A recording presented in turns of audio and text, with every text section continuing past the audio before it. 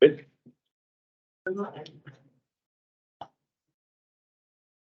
You're still chair. I'm still chair. All right, calling the meeting to order at 6:31. First agenda. Selection of chair. Nominate Dimitri. I'll second that. Did a fine job last year. It was I'd like to easy. see that continue. The hardest part was presenting to town. That's right. You know, you don't have to do that. It doesn't have to be the chair. You can I'm, get somebody else to do that. so we voting on chair? Any other? Yeah, Discussion.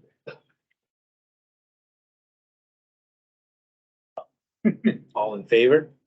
Aye. All against? All abstain? Yes, I gotta get used to that. I'm in the audience. Any nominations for vice chair?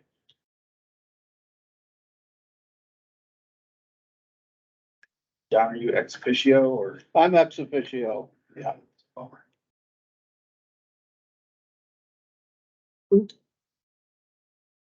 Are we all present? Is everybody Yes. on the board present? Nancy's not here. And then, yeah, Nancy's not here. She could make it. Well, There are two Shall I likely nominate candidates Shirley right again? there. What? Same as last year. Same as last year, shall I nominate Shirley? I'll second that. Okay. Any discussion or other nominees? Okay, all in favor, Shirley, if she accepts? Yeah. Okay. I, Aye. All against? But you abstain? I did, yes, I didn't say. I did. All right, Dimitri, meeting could minutes. we just go around and introduce Ah. everybody? Sorry, I should do that, right? Yeah, it's a good idea too. Not everybody knows Shall I start? it. Sure. So I'm Dimitri. I've been on the budget committee now, what? 3, 4 years, something like that. Looking. I was chair last year. I've been in Enfield since 2007. And I used to work at Priori and now I work remotely for a company on the West Coast. Where? Seattle. So, I've just, I'm Tim Lenahan. I've been on multiple town committees and Wendy Huntley's to blame for me being here. But I worked for the state for a long, long time and I wanted to be with Mike on another board.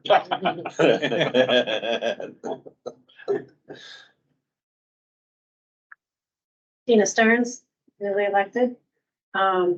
Just retired in October from 20 years of municipal experience. All the way from town clerk, tax collector, town administrator, deputy finance director. So, I just figured now that I have the time, I'd like to give back to my town. is that what towns you were working for? I was town administrator in Grantham, then I went to Rutland, and I ended in Avon. Thanks. Thank you. I'm Mike Dean. Everybody but Tina knows me. I've been in Enfield since '99. Same place on Ivy Road the whole time. Got 3 kids, went through Muskoma. They turned out fine, roughly. I know that youngest one. He's, yeah.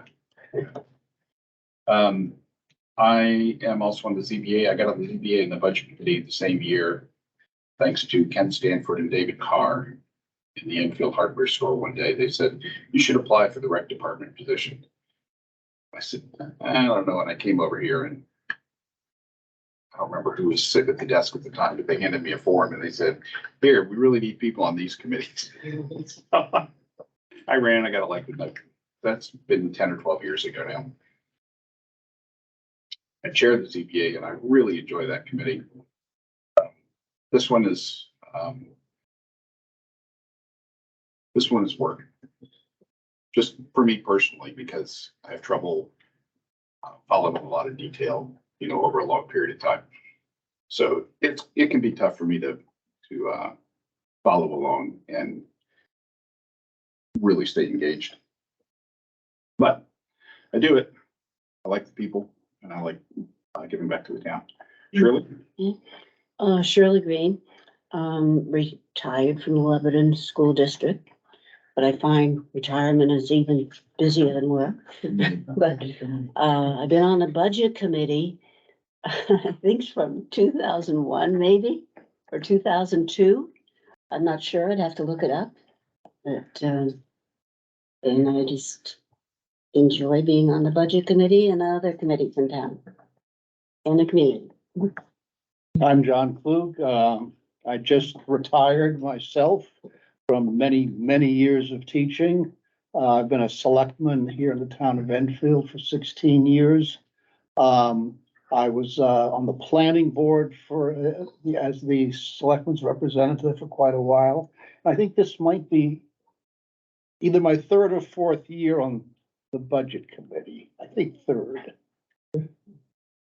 And Yes. I've really been impressed the last couple of years. This committee has really become very, very effective. Great. I'm Jane Plumley. I was on the budget committee a long time ago when my kids were little. And I had too many kids to be on committees other than things for them.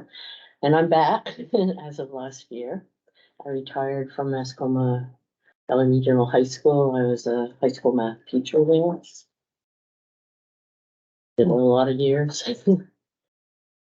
Doug Plumley, one of your sons? Yep, my youngest, yep. Yeah. The techie, right? Well, I know him through the listserv because Yes, I yeah, moderate the listserv. right, Me and John Stanford and Yeah. Doug is our contact at Dartmouth right. that Yeah. sponsors it. That's where he works. And I've worked with him in a couple other places. Yep. Thank you for Doug. He's a good guy. He is a good guy. He was a horrible little kid. Careful, don't be I know. recorded. That's all right. He turned into a great adult. A lot of work. I'm Ed Morris. I'm not technically on the committee, but I'm here to, I guess, present the budget, help you guys do work in the background. And hopefully we come away with this with a good budget this year. And I'm Elisa Bonnet, the Assistant Town Manager, and I'm providing administrative support.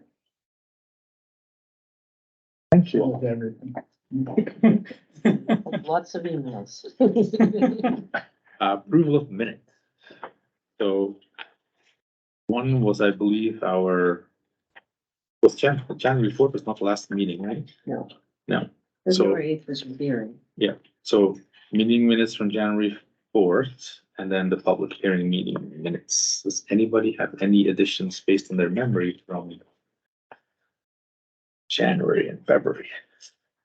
So I'll make a motion that we approve the January 4th minutes, but Okay. I have a problem with the other ones, but we can't probably resolve them tonight, so we can at least do one of them. Okay, I'll second it. all in favor? Aye. Aye. Aye. Anybody abstaining or against? I'm gonna abstain because I wasn't here. Same with me. You actually do get to vote. So you don't have to. I know. Really? Yeah, You don't have Yeah. to know. Well, I'm gonna take Jane's word for it that they're good. Aye, I'll change my vote to aye. Yeah, we actually have committees where the whole committee will turn over and you'd never be able to approve Yeah, it. So it's just, we trust that they're doesn't fairly seem right accurate. though, does it? Yes, it does seem odd.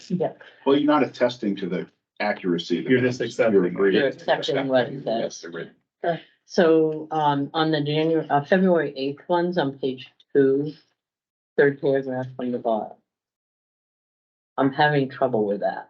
And so I asked Ed, so it's where you said, there will be about $55 per 100,000 valuation, $79 per 100,000 for the full payment of the safety building, totaling 114.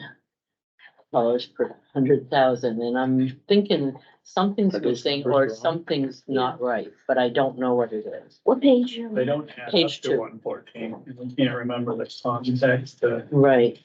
Ew. So he was gonna go back Ah. and listen to the recording unless you know what to do. No, I would have to look at my presentation. That's what I'm and- thinking. we looked, I looked through the presentation real quick and I didn't see the 79 or the 114 numbers in there. Yeah, so, I'm going to check my phone while other things happen, and then if I find a solution to this, I will. He found 55. But we'll No, look to. Yeah. We can either bring these back, but we'll look at what the recording was. I hate to say it, but Is it if related that's to what the you fact? said in the meeting and that's what was recorded, then that's what should be in the minutes, even if the numbers are wrong. Right, but But if the numbers are wrong, then we fix it, but. You shouldn't fix. If it says that this is what you said, it needs to be what you said. plus yes, But in the approval, we can note, can't we, that that's what was said, but these are the numbers it should have been or whatever. I do We could numbers a maybe lot. put something at the end, Yeah. but Yeah, your minutes should reflect what was, what What actually yeah. transpired, whether it's correct or not. Yeah.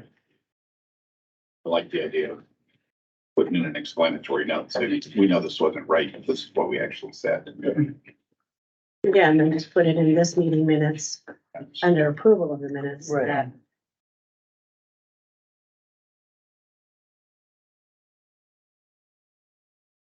I'll look at the slide. we'll review those and then bring it back. Next, so.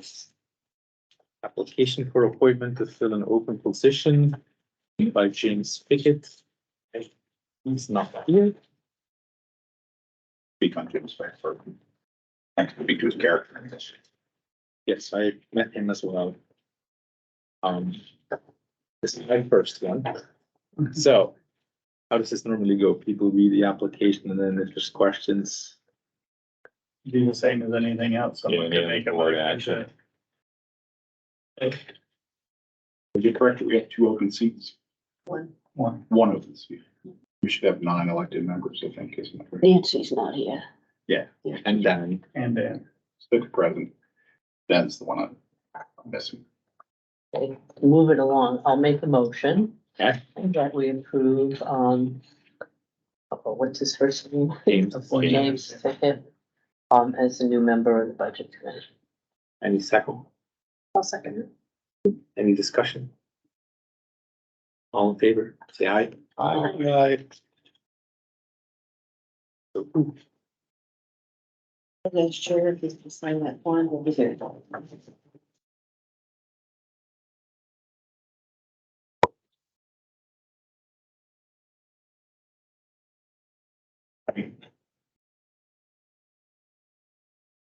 Meeting date and time.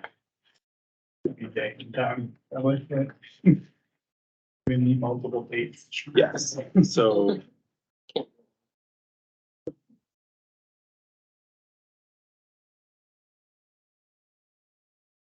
Last year it was on Tuesdays.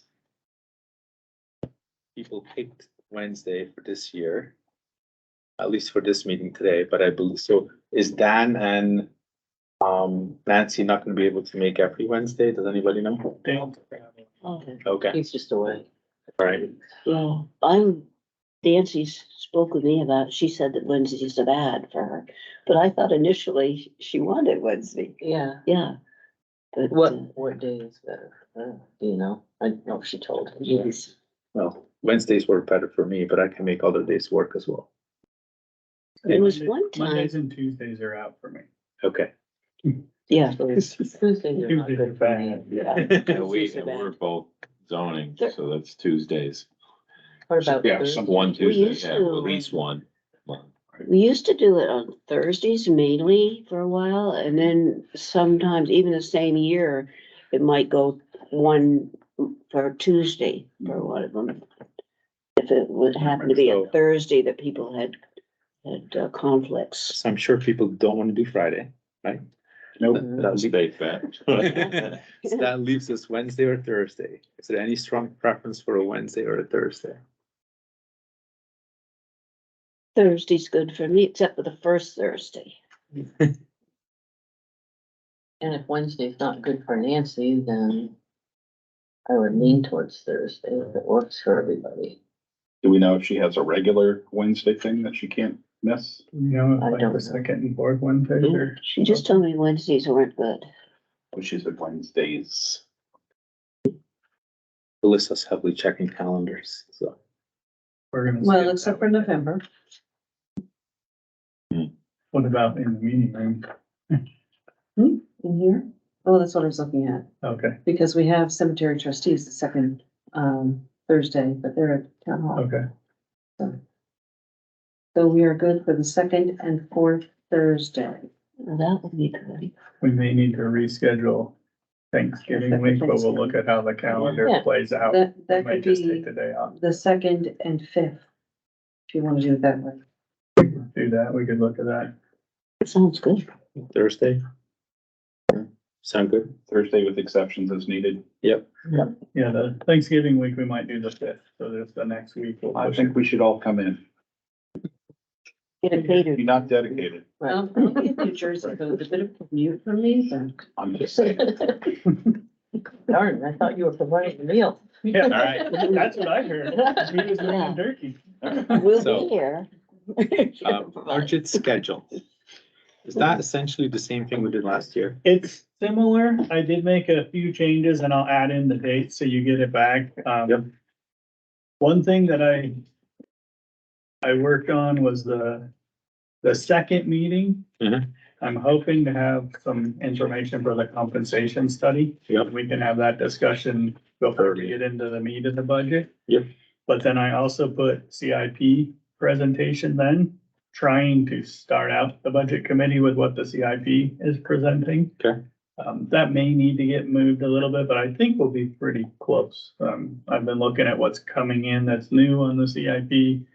We should have enough meeting dates in between now and then to have a pretty good idea of what we're doing. It might get finalized a little bit later, but I think it'd be good to have that information early.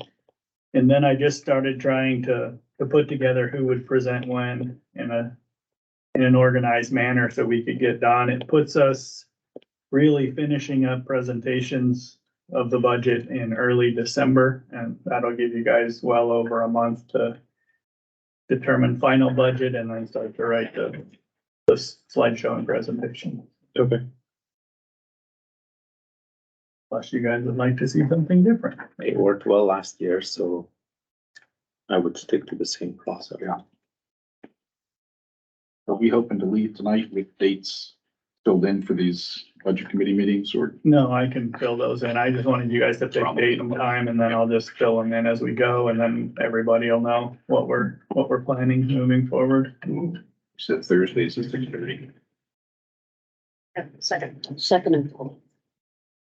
And then we can send you guys a new one that's updated and finalized. And I like to get it to staff as well, so they know when their stuff is being talked about. One of the things last year we talked about was just that they know when they're here on the presentation. And if you guys want to re-talk about the police budget or something, that we bring it up one meeting and talk about it the next, so they can be here to answer questions and be available.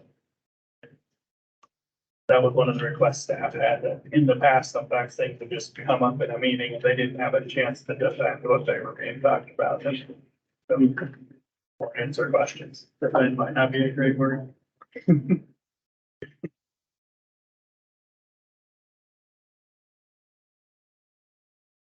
That's really all I had there, unless somebody'd like to see something else. We'll try to start that first meeting in October when we really start our meetings with, kind of what's going on with the 2023 budget projects, where we're at, those types of things. And then the auditor, will have him show up and discuss the audit from last year. And then the select board talked about some budget goals. We'll present those there. Talk about our reserve fund balances and just different financial situations. So we have a pretty good understanding of where we sit and where we stand. I'll make one comment. Last year, when we talked about like fuel oil, that kind of thing, it hadn't been really put out to bid. And I really wanna see that does happen this I've year. already written Jim and asked him to do that. All right, because I think it is wise. And as a taxpayer, I would want to know that he gave it the best shot. And I get that, you know, sometimes you own tanks, you don't own tanks. You can't just switch and flip flop, but it should be considered adjusted. Well, it should be put out. Yeah, I, If you don't own the tanks, most companies will swap them out for you for free for the amount of Yeah. propane that we spend. exactly. When you come back with that information, it might be good to have, to be able to tell us also, what's the difference between a city or town purchasing fuel for an entire year and a household? Like, we can change providers unless we buy a contract and lock in for a certain period. And I don't know what a town is allowed to do. So that might be good to. We're allowed to do whatever. I know other places we've RFP'd out every single year to see who would give us the best rate and pop around. Like she was saying, there are some places where we have tanks that are not town owned and they're owned by the propane company, but we're not signing long-term contracts with them. Okay, So that would just be a discussion with the new propane provider if they would swap tanks with us, or sometimes they just buy the tank from the other companies and leave it in place. We can figure out those things. And I think one of the things Jim had mentioned was it might be a good idea to look at some of those tanks we don't own and see if we can just purchase them so they're ours. Get a little bit better rate on propane once we do that. But you also increase your liabilities, so you need to think about, you know, that as well when insurance lines. Who's inspecting the tank? And so, Yeah. Yeah,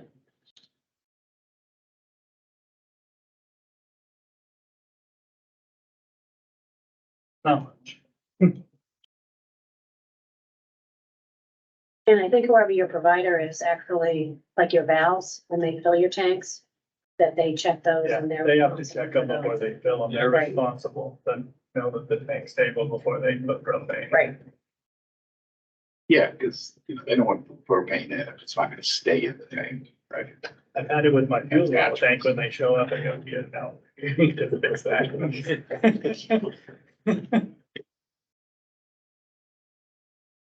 That's calendar and the unscheduled propane discussion. What's next? Chipper funding mechanism. So. I can do this. We got a little confusing situation. So we talked to CIP about it. We've talked to select board about it and we wanted to bring it up to the budget committee. What happened, if you guys didn't hear last year, was our chipper got blown up when someone put metal in their brush that got fed through the chipper.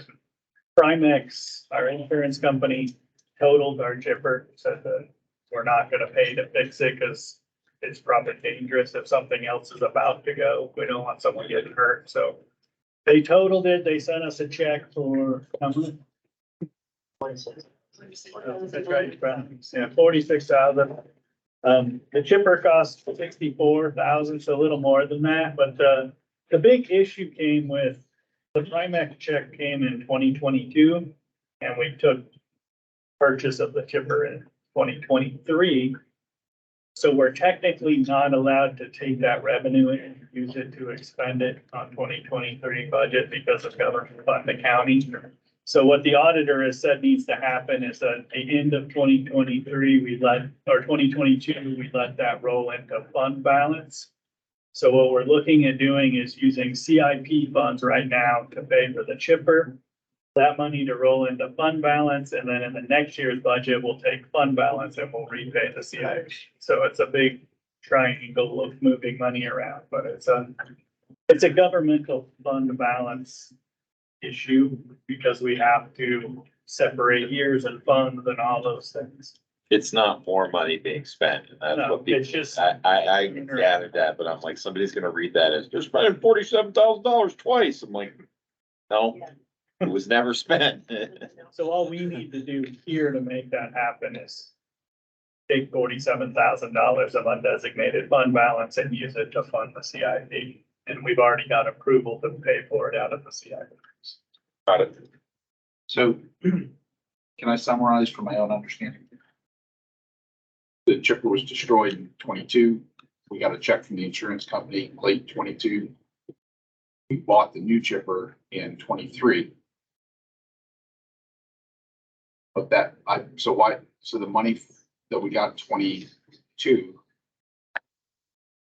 Went to Can't undesignated be funds. spent in another year. It went It to the wasn't, undesignated. it wasn't funds. allocated at budget time to be moved into the general fund budget to be spent on a chipper. So we're not allowed to just say, oh, we're gonna put that revenue here and spend it. so where did we put the revenue? It's in the general 22. fund right now, and it's not being spent. It's gonna be there at the end of the year and roll into fund balance. So then if we take it out of CIP, so pay for it, then basically what we're saying is that it's So okay for to take. the money from 2022, so it's already unreserved being fund balance booked. It's already in the replenish the balance. CIP account. Right, meaning like Because they have undesignated fund funds. doesn't take it out of From CIP. 2022, right? So we just wanna pull it back out. Yes. Mhm. So it's in the undesignated fund balance. Right? We're gonna take the money out of the undesignated fund balance. We're gonna take some money from CIP and saying, here, that's for the chipper. Kind of. We're spending CIP money and then we're gonna replace Right. it. Oh, yes, yeah, yeah. Right. At the end of the day, that's what you're doing, but it's a Yeah. bunch of music. Right, so money just went over here. So we're gonna take the money out of the undesignated fund balance from in 24, we're gonna take 47 out of undesignated. It's already in there from 2022, because we got It's in there paid, already. so the auditor said they're moving that to fund balance right now. Right. And then when we make our 2024 budget, we'll take money from. And give it to CIP Give it to to CIP. Got it. replenish. Okay, I'm on the same page. I'm not gonna be able to explain if somebody asks me. So- I'm gonna send them to Tim. Essentially here, Tell them to call me. here, there's an easy way to explain it. We're buying the chipper out of CIP funds, right? But This the year? ins- Yeah. Yes, Yes. but the insurance money went to the general fund. We're just gonna say, hey, we're gonna take the insurance money and put it back in CIP. That's what we're doing. Plus, That's fine, plus but more. Tim's concern was that somebody was gonna look at it and say, we're spending that money twice. You could read it like we got the $47,000. Now you wanna get $47,000 again. What Yeah. if you spent that other 47? We never spent it. Yes. It's sitting there in the fund Oh. balance. It rolled into the. It rolled savings into account. the savings So account. there's and- gonna be a line in 24's budget that says, we're gonna spend 47,000 on a chipper. No, No. it's gonna say we're It's gonna gonna put say it we're in gonna the Put it into the CIP. CIP. Yes. We're going to take, we're gonna say Remember? we're taking money from the unassigned fund balance, putting it in the CIP fund. Do you Pay remember? for a chipper. Yes, that we already bought. A replacement chipper. Do you remember last, New equipment. Reimburse last year CIP at- for I it. get It is new equipment. last year at the end of the budget, we talked about, hey, how much of the undesignated fund are we gonna use for one-time expenses? Yeah, One of those line items will be Yeah. the chip, the CIP fund. money from the insurance company going back to CIP for the chip. Plus the So- difference. Nope.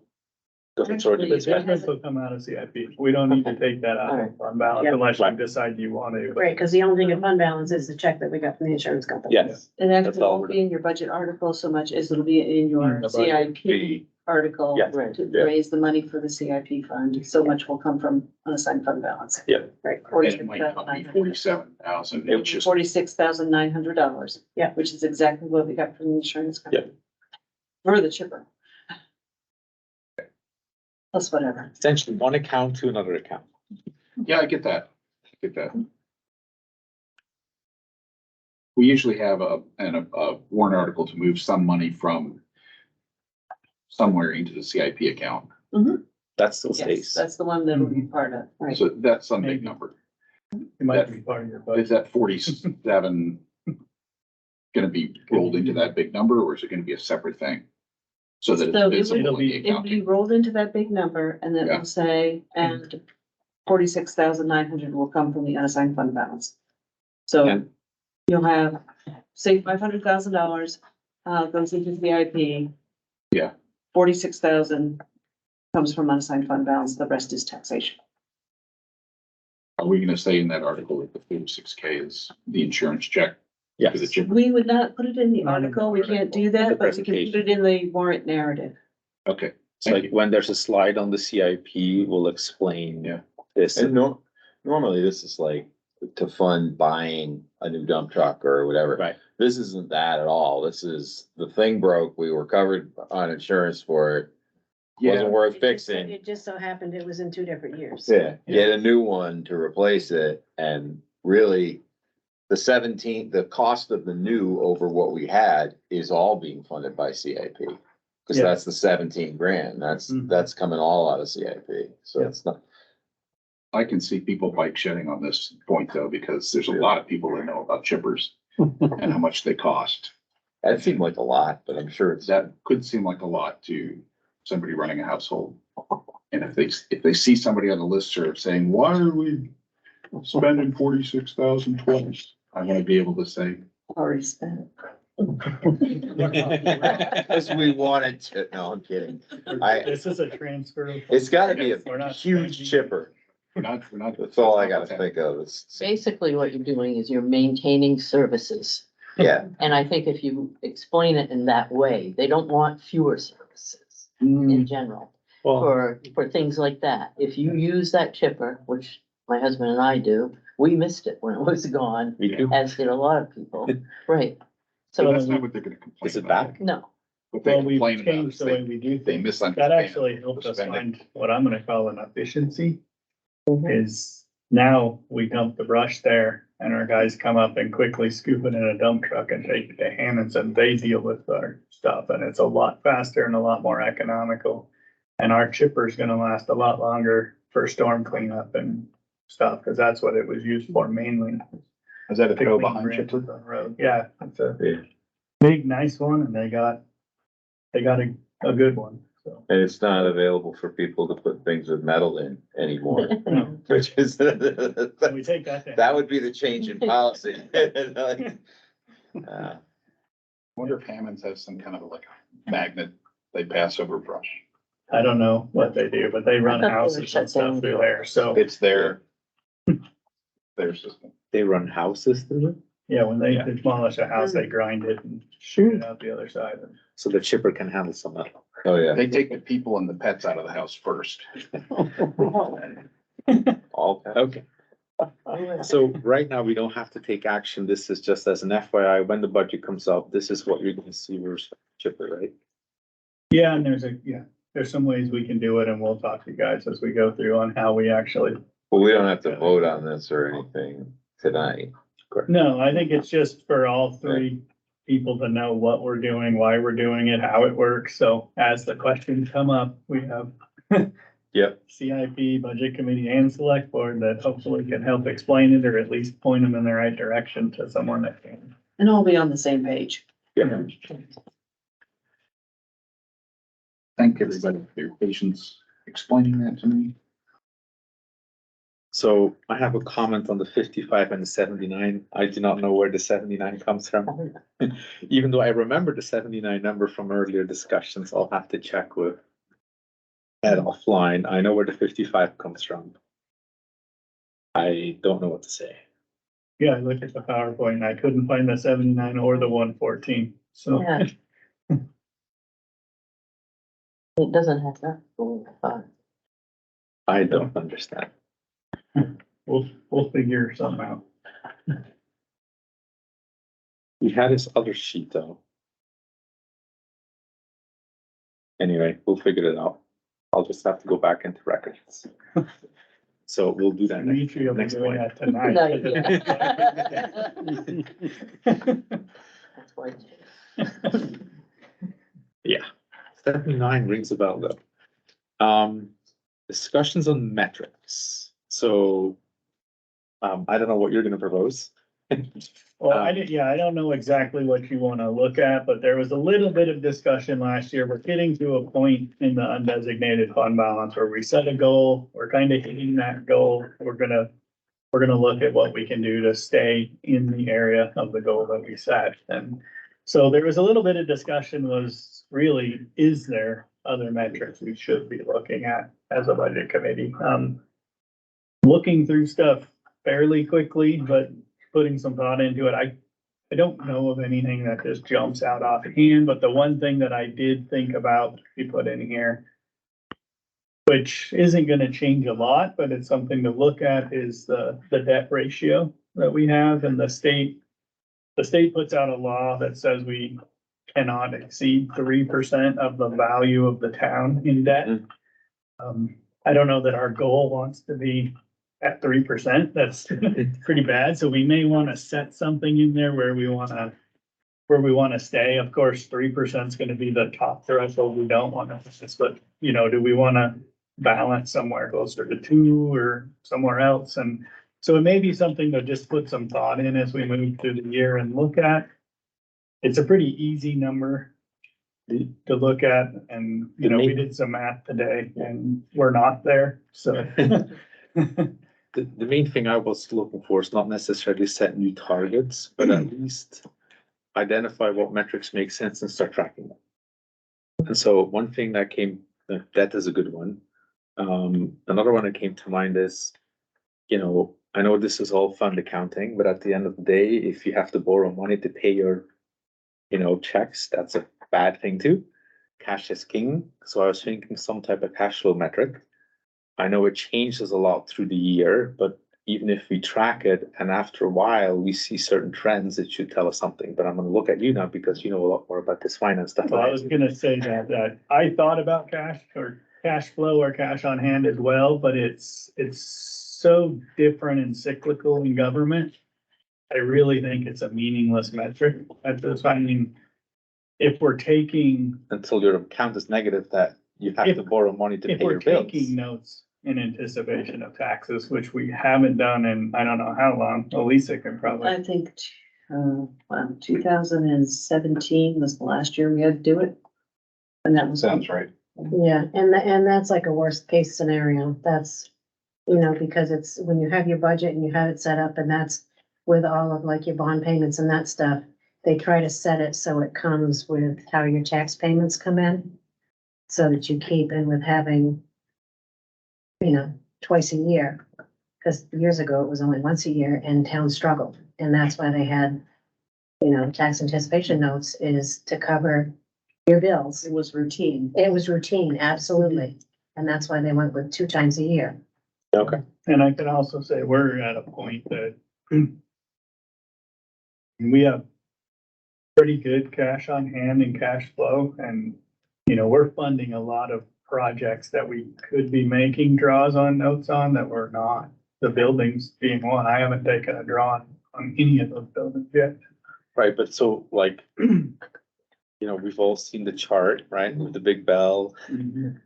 My goal is just, let's figure out what metrics that are useful to avoid a repeat, that we just monitor, so that nobody can go, oh, we didn't see this coming, right? And just collect the data and review it once or twice a year and include it in the presentation, just as a record.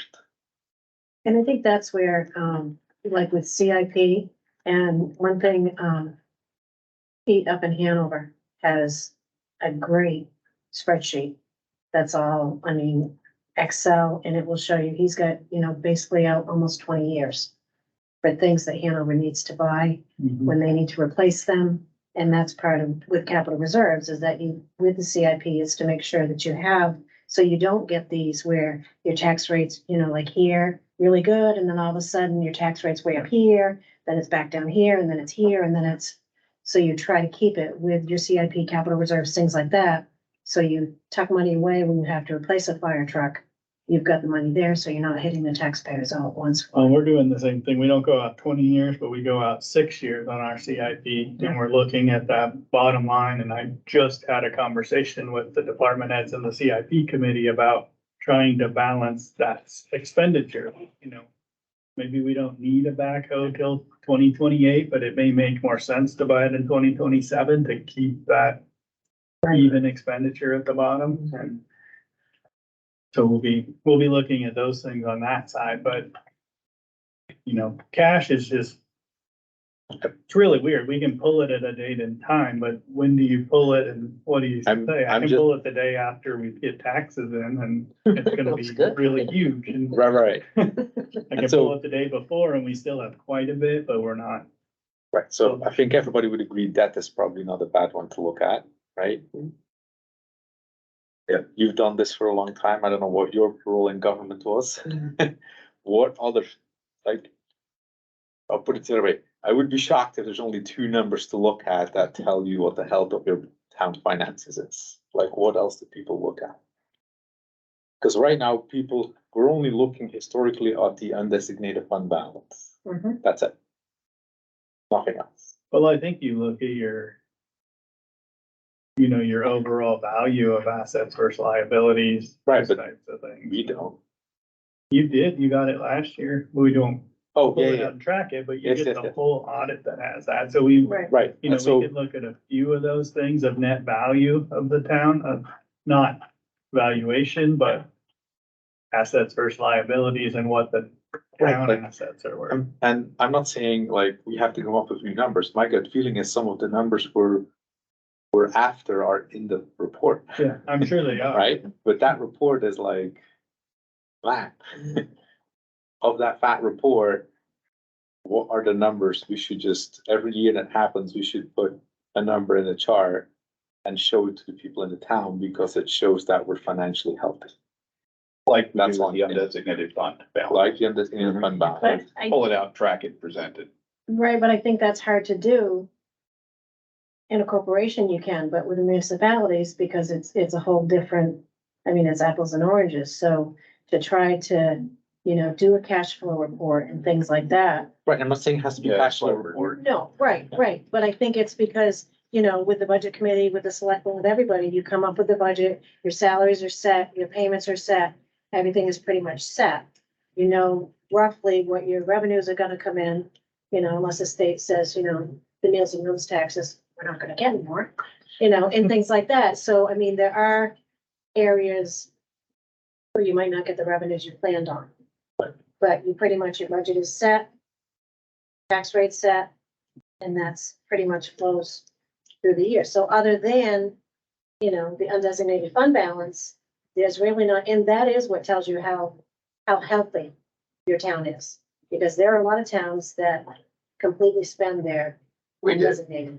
Yeah. I know we did. Yeah, we had trouble. Yeah, I know we did. And that, I mean, I mean, is- that with the CIP, when I walked in here and saw, okay, there's a healthy fund balance and there's a CIP plan and a healthy balance for the CIP. This town's fiscally healthy. And then you can look at those few other things, but it's something that I don't even hardly pay attention to on the liabilities and assets and where we fall. I mean, if those accounts aren't going down, then those numbers are gonna, okay. right. And with any invoice that comes in, I mean, unless it's, something that was an unknown, I mean, it's in the budget. Right. So, I mean, that. And if it's in it, If you wanted My to job pull to out make it be. another number to present, track, would it be bad for us to show the valuation from year to year as a line on a graph and the debt from year to year as a line on the graph? That's all I'm asking. Oh, yeah, Would that be bad? Right, no, No, that's what no, I'm asking. I mean, no, those would all go together, because that's how you determine your 3% net asset, is you take the value of the town compared to the debt you have.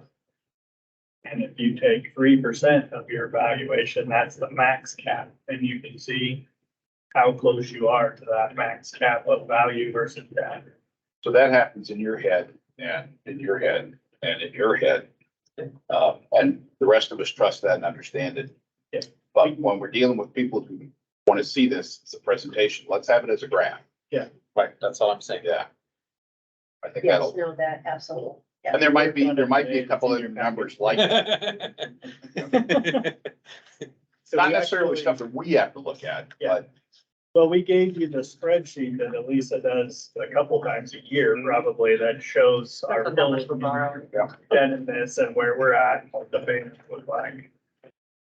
So Dimitri, maybe we just need to pull the numbers off of the spreadsheets from the past few years. But, and I'm sure these are in the audit report, right? Or in the, So if you look at the less exclusions down there, No, So, basically what happens is if we take out a bond or a large note, we have to fill out a certificate of net indebtedness.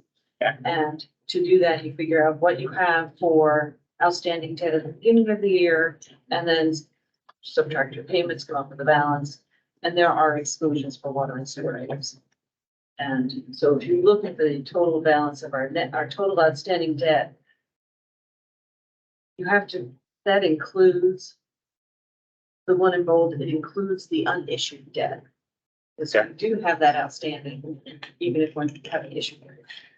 And then the minus all the exclusions for water and sewer projects and TIF, our net indebtedness here is 13,940,000 change. okay. is that what a normal householder would think of as debt?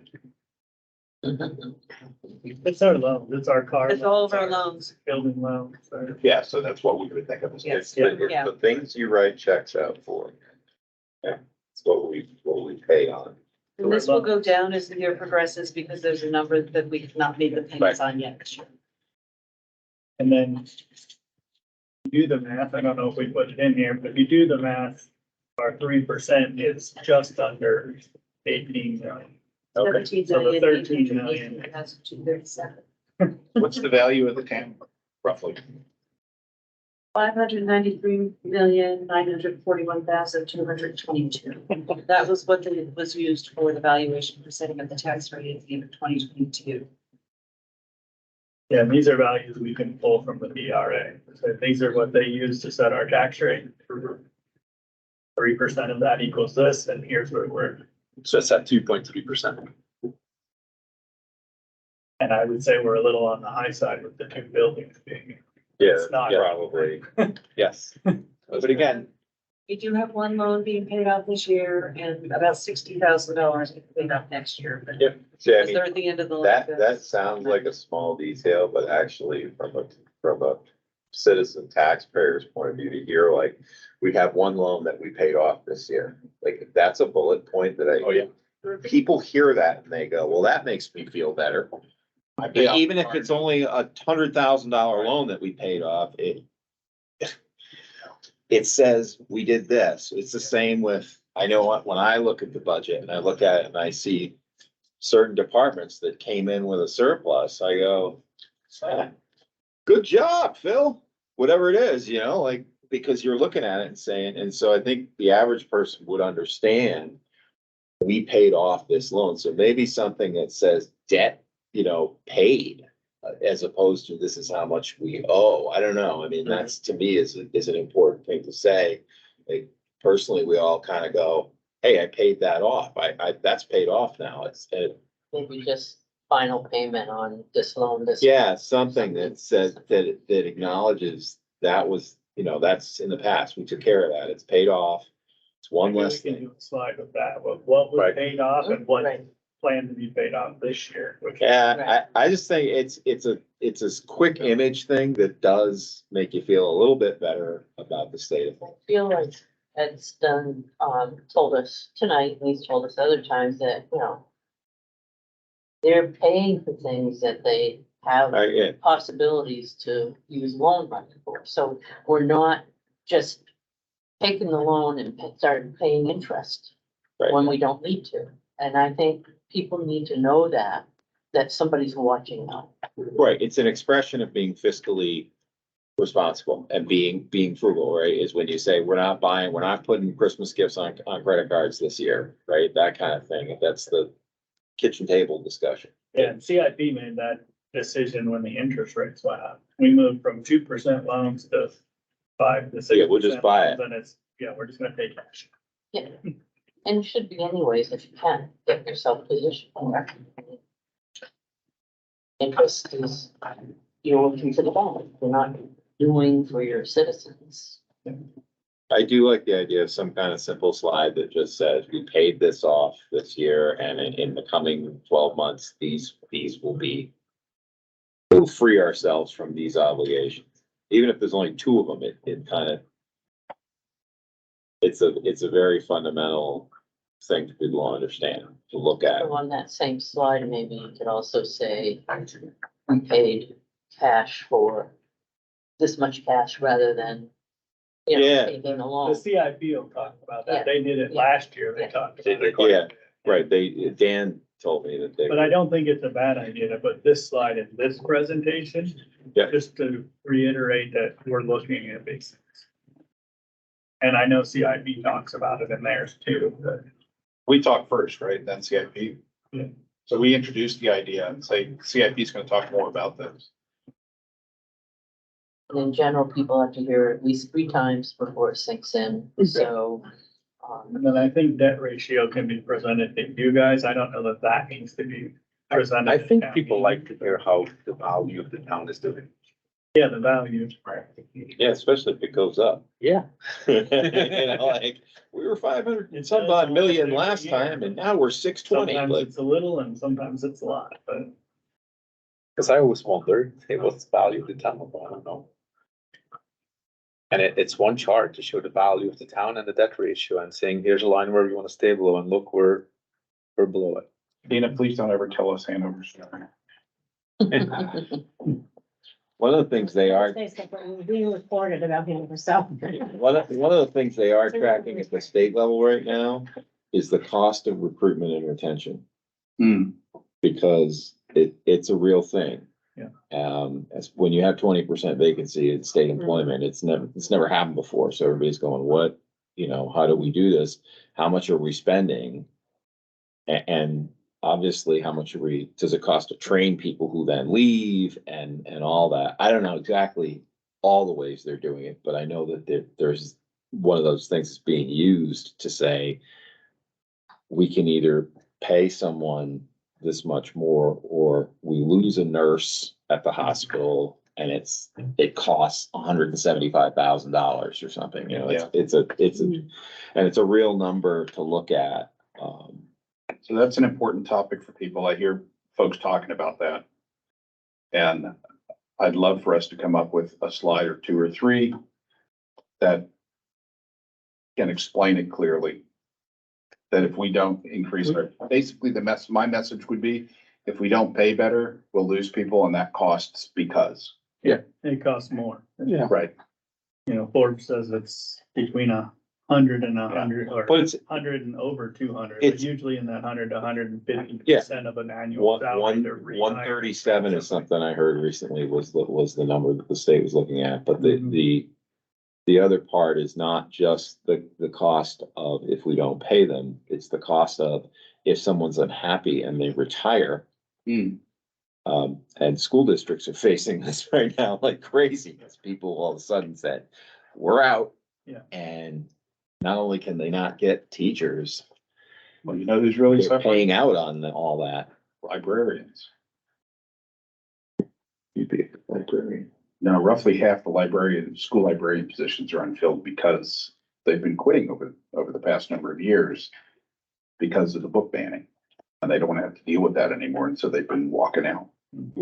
Wow.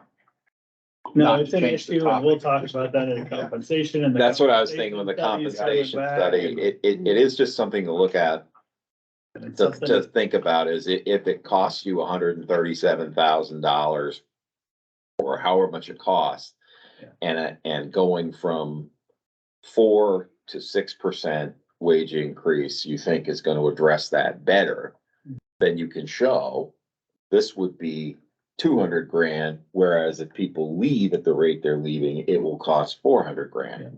And We did have those discussions Yeah. last year. Well, we yeah, looked at that. And the year before. We looked at it in Claremont and a police officer was almost $80,000 to Nobody hire, stayed. outfit and train. nobody stays a cop in Claremont, you know that. No, but we're too short. So Yeah. When we lose somebody, it's Yeah. gonna cost us an extra $80,000 plus salary. Yeah, unless they're certified already, and then, Good luck. yeah, I know, no, I know, Newport's in the same boat, Yeah.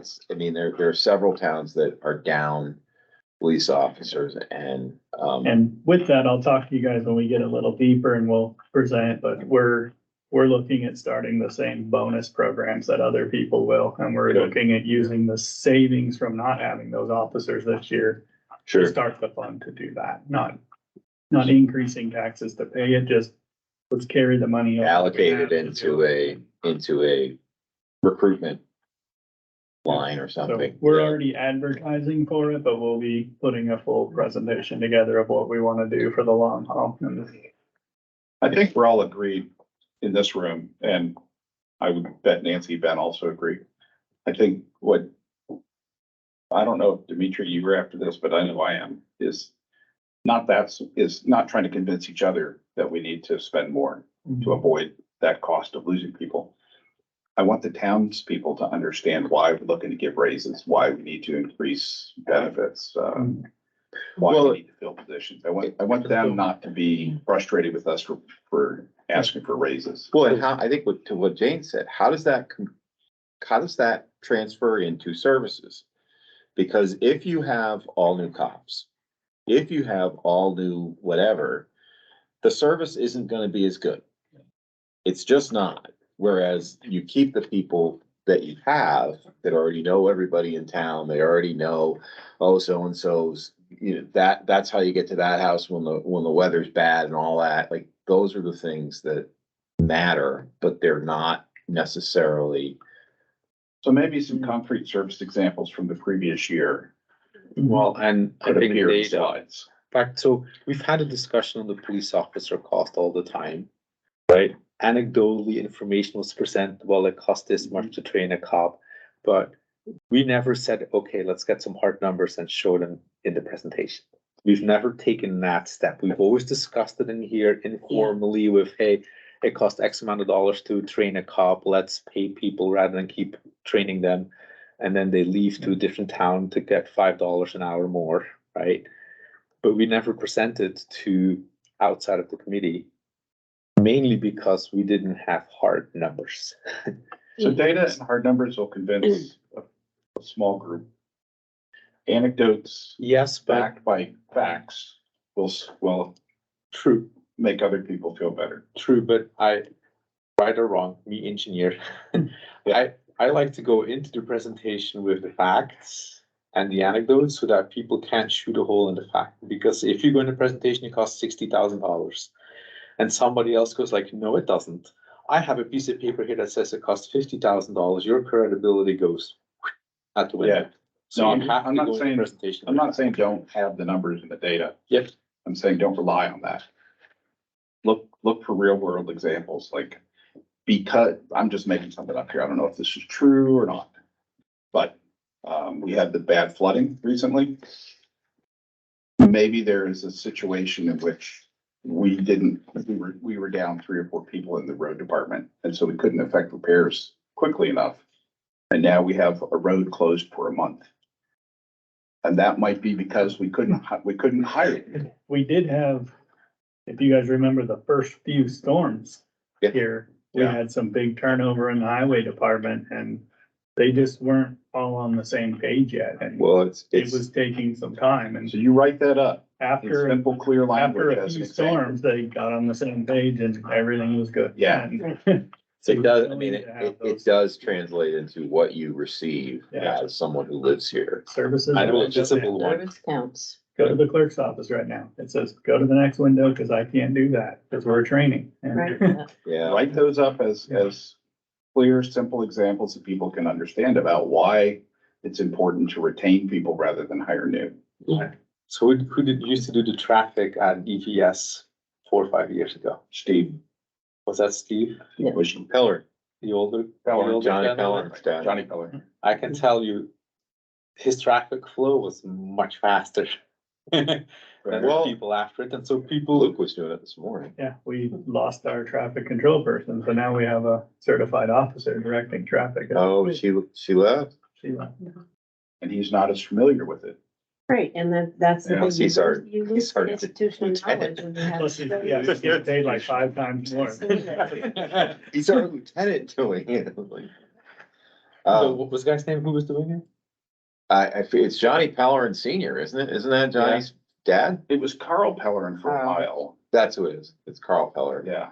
for a long time, Carl. He just had this down Right. to a dance and it was. And every once in a while, you'd see this car would drive by and hand him a coffee.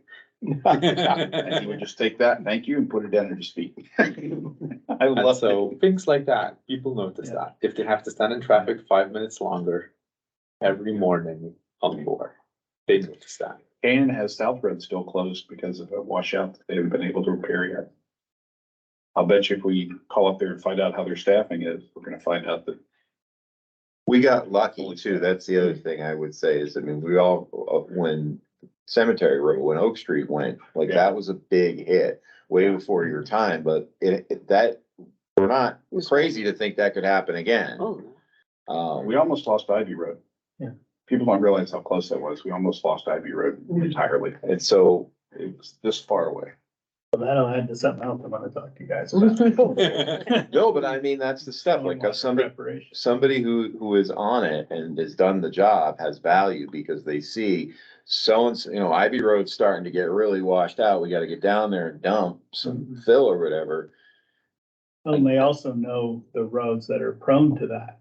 That's the So when they go to run institutional around and look at roads, that's where they go. It has a value. I mean, Yeah. we've heard over and over again Definitely value to keeping people. from the employee side, the governor loves to say, oh, I gave him a 10% raise, I gave him a 10% raise.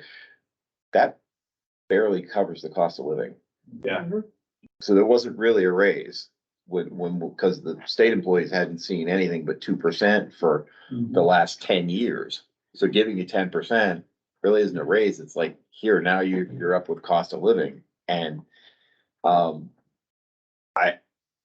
I think that it's difficult for people to understand that to maintain public employees in this day and age, it's gonna take being marketing, for lack of a better word. And I think the same with schools too. They're public employees. You gotta have a way to keep people. And I like the idea of a separate fund. The money isn't being spent right now. Whatever a signing bonus is, I know that the other piece that they've done in some areas is look at what other things matter other than wages. Well, we're putting that into that plan. That's why I said Yeah. I'd present it, because we're doing it in a way where you can get up to this bonus, or we can negotiate some extra time off and the bonus comes down. And, Yeah, you know, what's important to you, and can we help you with that? healthcare. That's always the answer. Yeah, That's not a bad idea. I'm telling you. Subsidize one of the local daycare centers. Are you saying healthcare or childcare? Childcare, Yeah. Really? yep. We have a number of small daycares in the town. I wonder if it's worth looking into, could the town subsidize them? Or pay for employee childcare, have those. Or will they give a discount to law enforcement? Some places do, just they do, you know, like you get a discount to law enforcement. It's just, I mean, I don't know what the logistics of finding that out are, but it is that childcare, if you're of that age, is a major factor and a significant expense. It was more than a mortgage payment. Well, my niece pays $500 a week for 2 children in Rhode Island.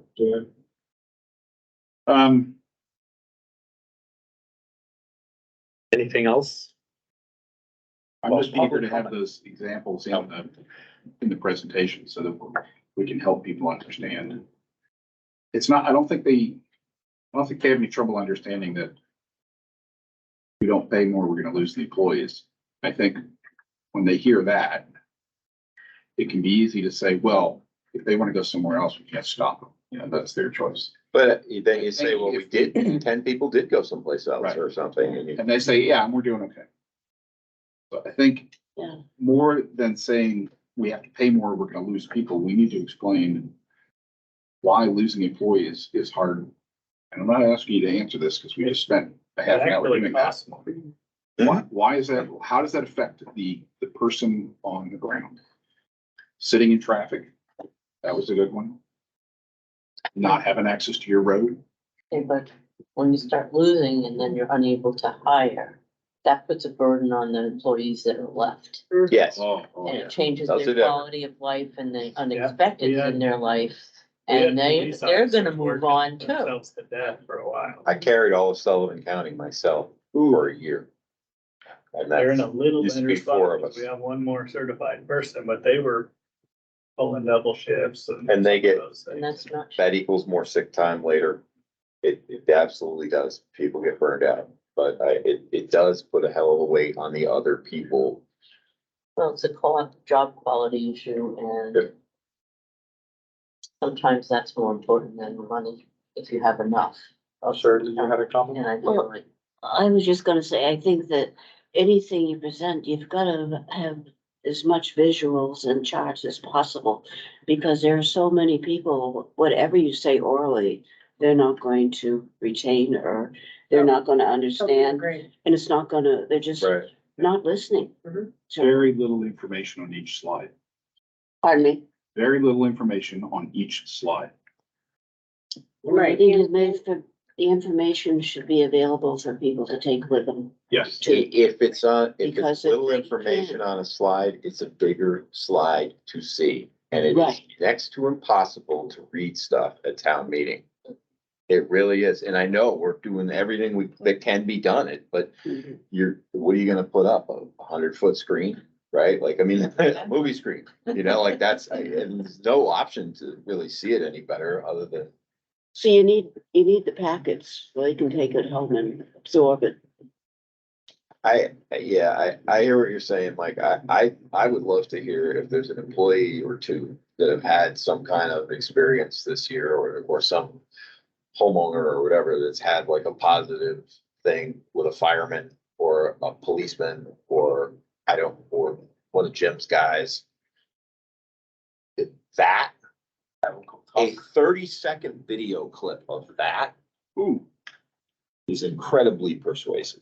Not only that happened, just talk. It's like a realistic, and not something made up, like this happened, like whatever, the oil spilled into the lake and they were there, and no loons died or whatever it is. I know it happened, but I'm saying that those kind of things are what people. fire engage- department has a number of things that could be used. for that, Always. Because, So we had a good ambulance one this year. yeah, so I think that's easy. We have them all the time, so. In some ways, our job is But- easier than in the past, Movies. because there are more people out there who are working in conditions where they have open positions. It's all over, across all jobs. Yep. So you don't even have to dwell on it, you just have to call it up to them that you've probably been in this situation. Yeah. And experienced this, well, we're having the same issues, When you said that earlier, it immediately made that connection to my own experience of working the past couple of years. Yeah, that was a really good. Yeah, you're absolutely right. But like, I don't know if you've experienced this, but you go to the dollar store and it's closed because there's no one working. That happens. Yep. And it's because there's no one to work in the store. At some point. I mean, Sunapee had a real problem. I know they had like 4 or 5 of their town hall employees just left. And you can imagine what that would happen in our town. You wouldn't you'd register your car one day a week. Ask Elisa about losing finance person. Yeah. That year end. So we're paying Wendy enough, right? But the general public isn't aware of a lot of these scenarios. No. They're Yeah. not, No, they're and not that's a- checking on all this stuff. Exactly, they come And in that's to why the office once or twice a year. Yeah. We need to provide the comparisons, let them know. Or else they're not gonna understand. Yeah, and make them personally relatable. Yeah. Don't show me, we served 5,000 customers at the window. The average wait time was 5 minutes. Because we're short a staff person. Show me. You came in, you had to sit in that lobby and wait. Because Wendy's assistant had quit 2 weeks ago and we don't have one. So now she's doing everything herself. That's why you had to sit there. Gotta preach to the choir. Yeah, but we have to Fund balance. We have to get it out so people listen and understand. Where that is. We'll And look whether at we it want to every- adjust it. And like last year, like we talked, we're gonna, since we hit our goal, we're gonna start almost working backwards. So we'll look at the audit, where we're at on fund balance, what we have, and that'll tell us how much we have to spend. It Instead really of trying should to just be a guess how prudent much reserve, we're gonna right? I mean, that's the idea of undesignated fund was, I think it was. Yeah, but- Historically, it used to be like $1 million, right? And it was like, we're not, you can't keep, yeah. For 12%, it's some funky equation, but we have it figured out in a spreadsheet, so we can just, boom, here it is. This is the target number we should be having. Yeah. We have 200,000 more, we have $200,000 to spend on one-time projects. What was the ranging, 12%? Yeah, 12% is what our goal was to get. That's, okay. Yeah, the state. We're max hovering right around. Is, I think it's 8 to 17. Is it? So I'd like to discuss whether we want to be working our way up a little bit there in the percentage without changing the tax rate, because things are more expensive. Unexpected things cost a lot more. And But the number keeps rising too every year, right? Yeah, that's- that's the absolute dollars. Yeah, that's what the equation is based on. It's based on the budgets of a few different things, and then all merged together to come up with 12% of that equals what we should have in fund balance. So I think the equation was written well. I didn't write it, so I can say that, and it moves with the cost of inflation and different things with the budget, so. I think it's a good place, as we discussed last year, we can talk about raising it, but we've been working hard to get there, and we just got there. I think riding that for a few years is a smart thing. Okay, because we've been promising that when we get to 12, we'll stay at 12, and then people are gonna have some sticker shock this year anyway, just from this is the year where both loans will hit the tax rate. Right? Really. Yeah, we should hit pay it off. pretty hard last year with one, and this year the This is gonna small be the one's other gonna one. hit, and they'll all be on there now, but and this may be a year we look at it. I'll see what I present to you guys from fund balance, but And if you're on water sewer, you've got one hits, you know. Yeah. But I think that's why showing some kind of personal information, if wages are gonna need to be increased, it's gonna have to get sold to people. we'll look More at so. it. Like I said, we should have the compensation study coming. That'll help. So that'll help show. They never go down. You know, those studies never say, oh, you should pay people less. They- Does on some people. Well, the ones, some of the ones I've seen have said they've done it as like an efficiency piece too. You know what I mean? It's like a more of a personnel audit, and they'll say, this job and this job should be one job. And so there's two people occupying it. One of them is going. Hey, I'm noticing, Gina and I are fidgeting. I'm wondering how much longer we got. I was gonna, are we Yeah, we're just, discussing the same topic over and over? Yeah. Public comments. My only comment is that it's very good to see a significant discussion of the labor rates in town, and to jump into it in the first meeting is very encouraging. As most of you know, I'm a former member of the Budget Committee, and I can't sit on the Budget Committee, even though I am a select person, because we have an ex officio, and that's what the state limits us to, Yeah. one ex officio sitting on the Budget Committee. But my interest in being here is because I want to remain enlightened and educated about your processes, so that it's not a surprise when we see the summary reports come December and January. I want to be able to support the processes and know that it's on the right path, and therefore, it becomes easier to sell it to the public, which is a lot of what your discussion has been for the last 20 minutes, presenting it to our taxpayers as it should be, and allowing them to understand it and therefore support it. And there are significant issues that are gonna be crossed in the next few months. Yeah. Things like relocating all of the staff from Whitney Hall is a significant issue, and you'll be crossing that with your budget as well. You'll also be looking at how we absorb the use of the buildings that they'll be going to on a temporary basis. And then if you want to think way ahead, we have a revaluation coming up in 2025.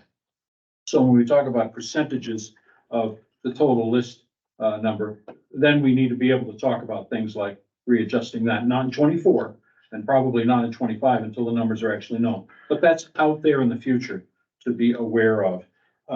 So I think it's great. And you're also going to get an accounting report this fall, as we have every year, from the auditor as to the status of the town. And you'll know that it's being run well, and that it's also being run efficiently, and that there is a solid basis for the financial resources of the town. We're actually in excellent shape, I think, compared to some other towns in the Upper Valley who have significant issues. So we're very good. And the contribution of you folks is just, it's terrific. You're obviously all well committed to this process. Even you, Dimitri. And it's great to see. And you'll get the report, which I also sit on the CIP committee. And when Dan comes back, we'll get together and those discussions will occur. And that report gets presented to you folks and then moved along the process. And it's a great system that can work for the town very, very well when it's done right. Thank you. I'd like to follow on that because there's something I've been thinking about this meeting, again and again, and you just brought it to my mind again. We were in trouble, during the years of the recession and shortly after. We had burned through our undesignated fund. There was some questionable practices, and whether or not anything bad actually happened, it was hard on morale. The town was upset and the budget committee were upset. And Ryan came in and we had changes on the budget committee and we had changes in other places. And those folks from about that period, a little before Ryan, but from about that period forward, those folks did,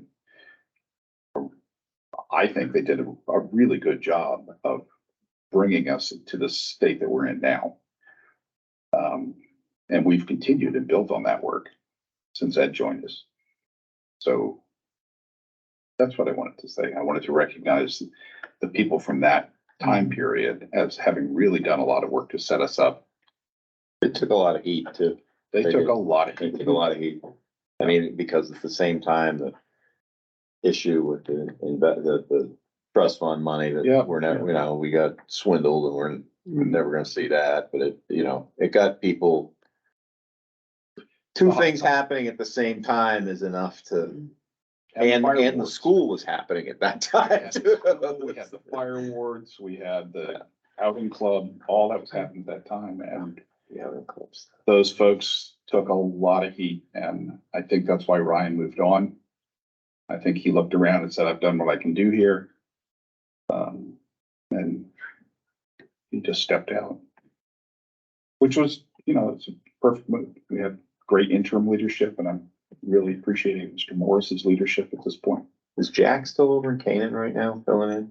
Yeah, I've tried to meet with him. He's drowning, I think. So, A lot of work. yeah. Yep. So he said, I'm busy. I haven't forgot about you, but I don't have time to meet. That's a bloody shame, yeah. So, Yes and no. Well, thanks all for If it's joining. successful, it will be a good thing. Yeah, that's true. Yeah. That's true. Thanks, Jim. It's the process that's hard. Yeah. So that's why I want to go back to metrics, because there's going to be turnover. Mhm. And when I joined the budget committee, the hardest part was you don't know what you're getting into. You have no clue. If you can just even give, and so we talked about this before, like training materials, for new members, but even when I made the presentation this year, right, or last year, I used the last one and we made a lot of changes. I don't know if people noticed that, but even if you can give somebody a good presentation, here's the stuff in it that you need to keep an eye on and just keep doing what we've been doing, you'll be okay. That is a huge improvement, because at the same time, imagine if 80% of the budget committee turns over every 2 years. Same problem. Well, we saw it in zoning, we're the Oh, yeah. only two. Oh, yeah. Won't leave, that's why. Never would. So Right. anyway. Motion to adjourn? Yeah. Do I hear a second? I have to second the motion. All in favor? Aye. Aye. It's really all of those, you're by themselves. What? That decision,